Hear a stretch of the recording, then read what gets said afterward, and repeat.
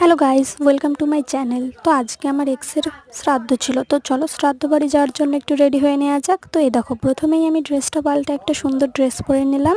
এবার একটু সাজুগুজু করে নেবো। আমার এক্স একটু সেজেগুজে থাকতে পছন্দ করতো, ও আমাকে সবসময় বলতো একটু সেজেগুজে থাকতে, তাই ওর পছন্দের কালারের একটা লিপস্টিক আমি পরে নিচ্ছি। আমার এক্সকে আমি খুব ভালোবাসতাম, কিন্তু জানি না কেন আমাকে ঠকালো।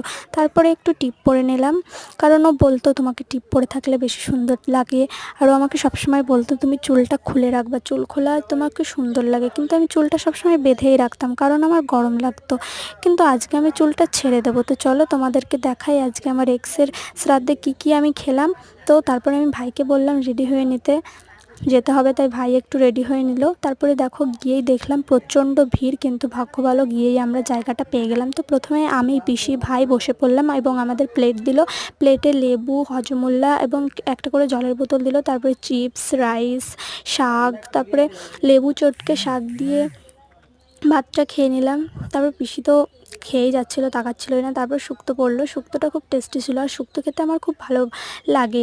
তারপরে ডাল, তারপরে ইঁচড় চিংড়ি ডাল, ইঁচড় চিংড়িটাও খুব টেস্টি ছিল খেতে। তারপর পিসি তো নিজের মতো খেয়েই যাচ্ছিলো। তারপরে সর্ষে পাবদা আসলো, সর্ষে পাবদাটাও খুব টেস্টি ছিল। তারপরে দেখো আমার বান্ধবী আসলো পেছন থেকে, আর বান্ধবী এসে বললো একটু জায়গাটা রাখিস।